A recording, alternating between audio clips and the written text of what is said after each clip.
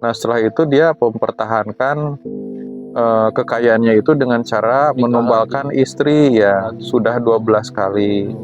Nah setelah 12 kali mau bertaubat begitu? Ya, dia mau bertobat karena dia udah tua. Terus istri yang kali ini dia saya gak tega karena ya mungkin dia udah sayang atau bagaimana ya, melihat kondisinya yang sekarang gitu. Memang saya ngelihatnya juga gak tega gitu. Nah lantas gimana tuh supaya bisa bertaubat? Nah dia sekarang proses pengobatan. Berproses masih baru berapa hari. Jadi dia untuk pengobatannya berarti dia sambil mondok di pesantren barangkali gitu ya? Usaha masih jalan. Kalau pengobatan pesugihan itu gak bisa satu hari 2 hari. Ada cerita-cerita nggak pada saat awal diobati itu dia dapat ancaman entah dari buto ijo atau ancaman-ancaman lain, mungkin serangan kesurupan atau bagaimana gitu kan? Ada yang nyegat, yaitu makhluk ukutannya dia. Nyegat. Ada makhluk peliharaan begitu ya? Makhluk peliharaan dia, iya itu buta itu. Buto ijo. Jangan pergi gitu. Jadi ditahan-tahan. Dia nanyain, dia terus nagih perjanjian yang waktu itu mereka sepakati. Yang itu konsekuensinya. Jadi kalau kamu bertobat, dua kemungkinan pertama harta habis tapi dia selamat. Kemungkinan kedua ya harta habis dia juga mati. Nah itu bisa di-spill nggak pesantrennya apa gitu? Barangkali teman-teman yang nonton ingin bertaubat, datang ke sana sebagai ikhtiar supaya kembali ke jalan yang lurus, Kang. Untuk pesantren Darussalam. Darussalam di Malangbong. Ternyata dekat ya dari sini ya.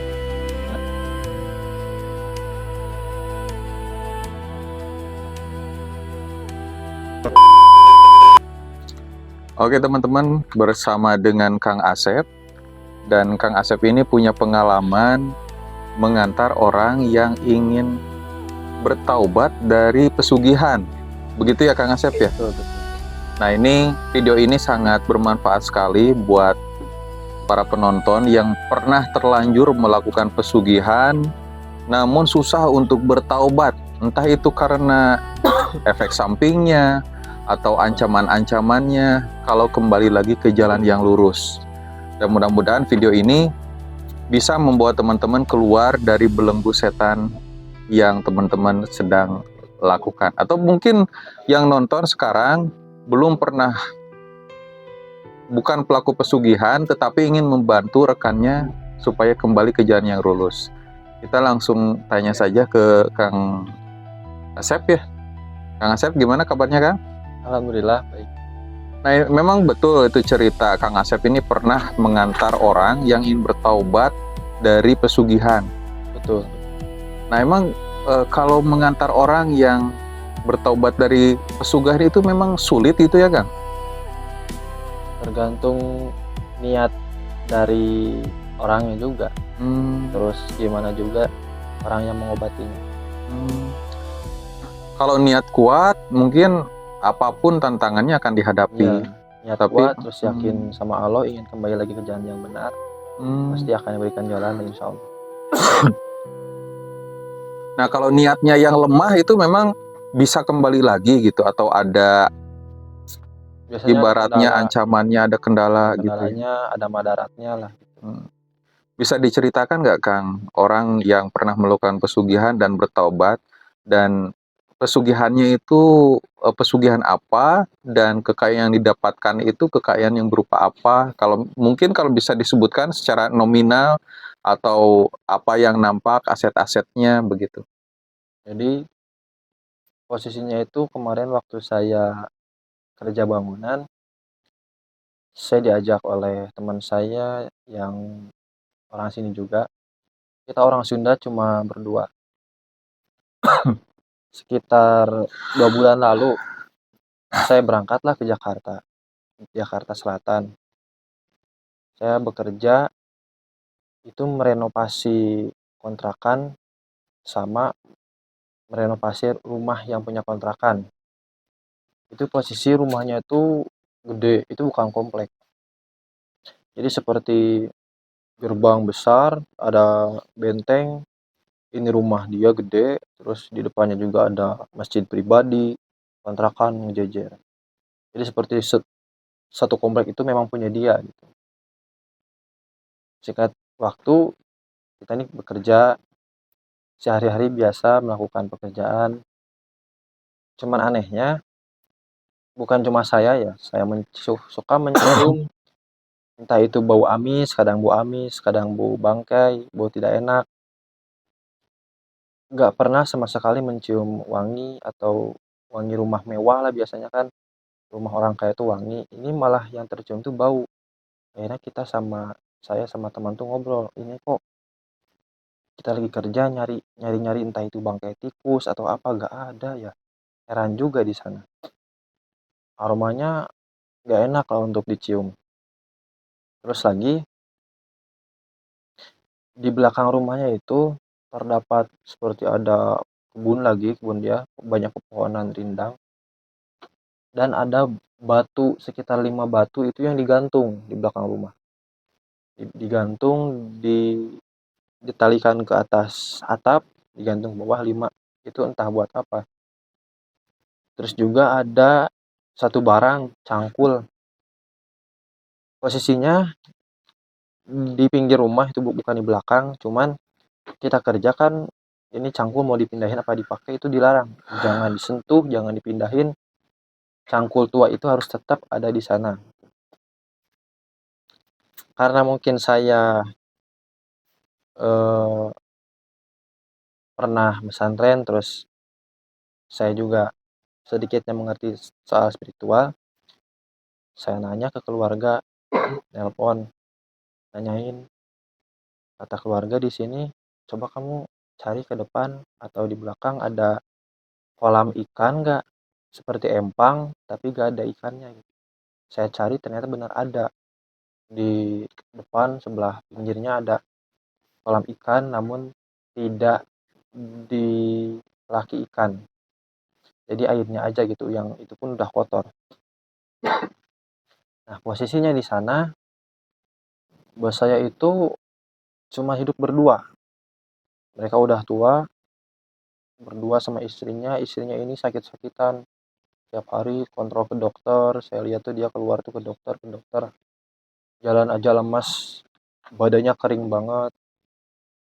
Nah, dari sana si bos ini mungkin penasaran atau ingin menanyakan kepada saya. Dia sewaktu-waktu, waktu saya beres kerja sore itu, saya lagi ngerokok dulu, ngopi dulu, nyamperin dia tuh sama teman saya ini, sama-sama orang Sunda. Nyamperin, dia nanya kayak gini, "Sep, di daerah kamu Jawa Barat kan katanya banyak orang yang bisa ngobatin. Barangkali saya nih mau ngobatin istri saya sama ngobatin saya gitu." Loh, emangnya kenapa Pak? Penyakit istrinya apa? Saya kan nanya dulu kayak gitu. Jadi gini Sep, dari sana saya mulai menceritakan lah. Awal mulanya itu di Jakarta itu dia seorang pengusaha taksi. Dia punya kantor taksi, punya mobil juga banyak, mobil taksi. Seperti biasa itu, rata-rata itu waktu kopi itu hancur usahanya. Kebetulan dia itu orang Jawa. Dia menceritakan kepada saya, ngomong langsung kepada saya, dia pulang kampung ke Jawa, nanya ke temennya, "Nih usaha gue lagi hancur," gitu. "Tahu gak tempat sugihan lah atau ngepet," kata dia gitu. Terus kata temennya ya diarahkan lah dia tuh ke sebuah guha yang berada di Jawa Timur. Jadi ada guha, saya gak bisa sebutkan nama tempatnya atau lokasinya. Guha tersebut berada di daerah Jawa Timur. Dia pun berangkatlah ke sana. Dia menceritakan semuanya pada saya. Berangkat ke sana, nanyain ke kuncennya, dia keluh kesah, semuanya dia ceritakan. Pada akhirnya dia pun setuju dengan syarat yang kuncen minta, yaitu gagak hitam, ayam cemani hitam, terus nyembelih kambing sama sesajen-sesajen lainnya. Saya bilang nanya gini, ini pesugihan apa, katanya buto ijo. Waduh, pantas saya tuh udah ngeh gitu, karena memang saya udah curiga sebelumnya pun. Waktu saya sama teman-teman kan di belakangnya tuh ada perkebunan, saya pernah mengambil pete di sana tapi gak ada izin sama dia. Waktu malam-malam hari itu ada yang datang, cuman bukan cuma saya doang yang lihat, yang lain juga lihat. Dari atas aja gak kelihatan, cuman kakinya doang saking gedenya. Di sana udah firasat, makanya saya nanya lah ke keluarga saya ceritain, ini di rumah ini nih bau kayak gini, terus aneh juga ini batu digantung-gantung. Terus saya juga sama temen ngelihat sosok tinggi besar gitu. Nah, kembali lagi ke tadi yang proses ritualnya.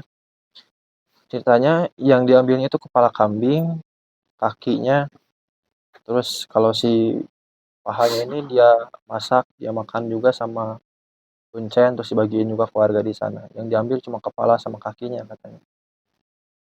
Kalau ayam, darahnya tentunya dipakai dan di ayamnya dibakar. Ritual di gua tersebut selama 5 hari 5 malam. Kata dia, waktu malam kelima, dari malam pertama tuh gak ada datang apa-apa. Waktu malam kelima ada datang, tepatnya waktu malam Jumat Pon. Ada datang sosok tinggi besar. Dia sambil ketawa seperti orang apa sih, gagah gitu. Katanya seperti itu ya. Terus dia ngomong katanya, kamu ada perlu apa datang ke sini, mau apa yang saya bisa bantu. Terus bos saya ini bilang, saya ini usaha lagi sulit, kamu bisa nggak bantu saya? Nih silahkan, kamu ambil dulu. Itu si buta hijaunya tuh langsung makan bekakak ayam, darahnya itu dimakan.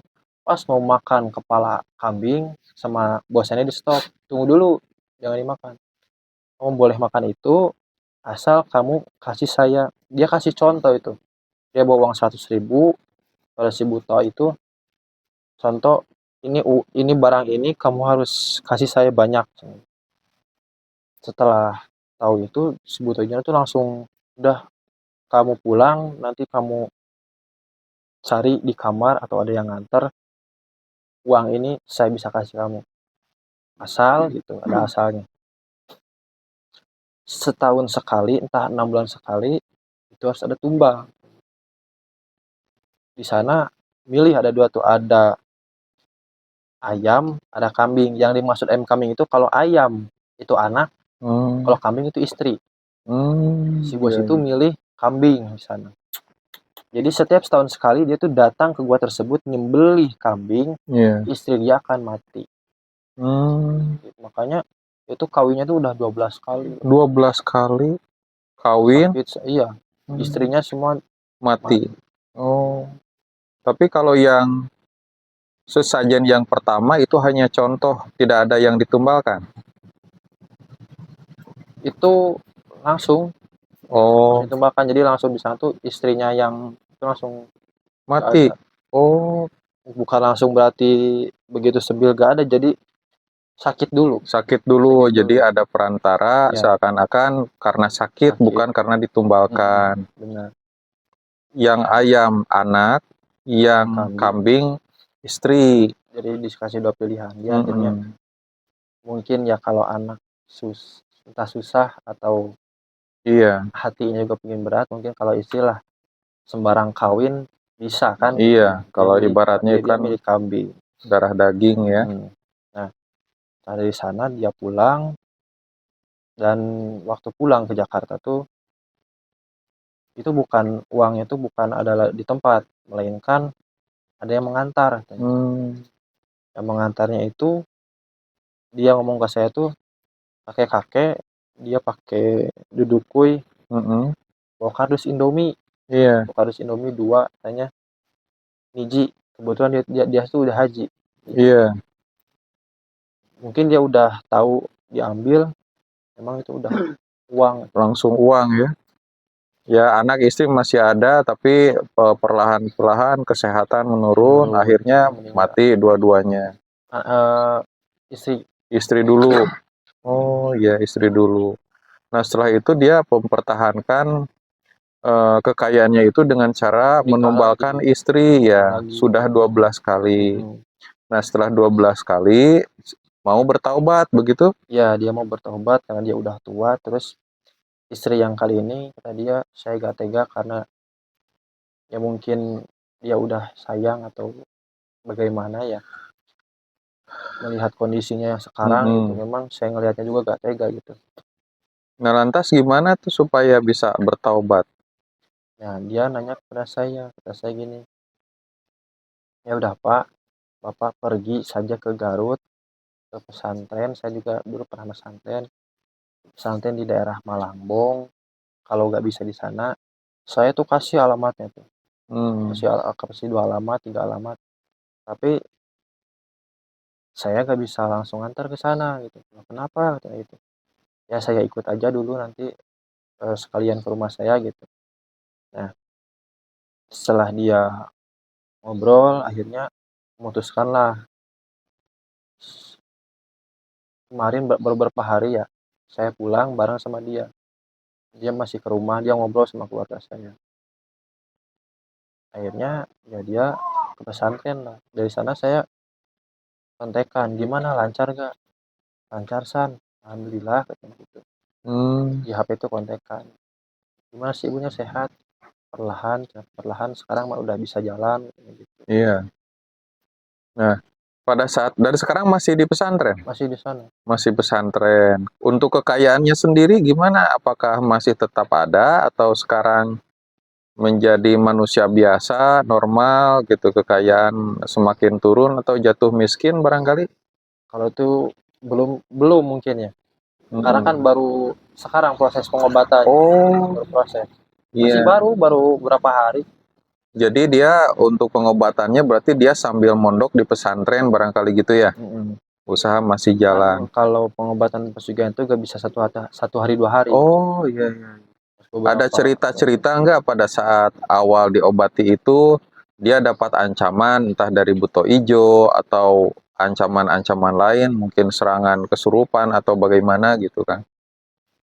Dia menceritakan kepada saya tuh waktu di jalan setelah dari rumah saya itu di daerah tanjakan sana, tanjakan saya, katanya ada yang nyegat, yaitu makhluk ukutannya dia. Oh, Nyegat gitu. ada makhluk peliharaan begitu ya? Makhluk peliharaan dia, iya itu buta itu. Oh, buto ijo. Jangan pergi gitu. Jadi ditahan-tahan. Ditahan-tahan. Dia nanyain, dia terus nagih perjanjian yang waktu itu mereka sepakati. Jangan ingkar dari janji kamu, jangan kabur dari tanggung jawab kamu. Ada ancaman berupa kalau kamu bertaubat, kamu akan apa gitu? Ya, iya, itu konsekuensinya. Jadi kalau kamu bertobat, 2 kemungkinan. Kemungkinan pertama harta habis tapi dia selamat. Kemungkinan kedua ya harta habis dia juga mati. Waduh, ancamannya berat ya? Itu ya gimana ustadz yang obatinnya, saya semoga aja ustadznya bisa lah. Iya. Nah itu bisa di-spill nggak pesantrennya apa gitu? Barangkali teman-teman yang nonton ingin bertaubat, datang ke sana sebagai ikhtiar supaya kembali ke jalan yang lurus, Kang. Pondok Pesantren Darussalam. Oh, Darussalam di Malangbong. Oh, ternyata dekat ya dari sini ya?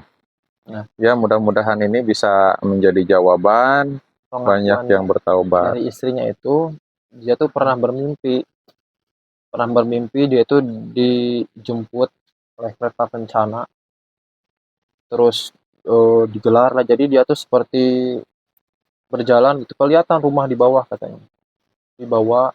Setelah naik kereta kencana dia seperti dikurung di bawah, entah di alam mana. Cuman kawan istrinya tuh melihat si butoinya tuh duduk di bawah kursinya, itu kursinya itu terbuat dari manusia ditumpuk-tumpuk. Ya Allah, itu pengakuan istrinya kepada saya. Ngeri ya. Mungkin sisinya tuh mau ditumbalin, ya Iya.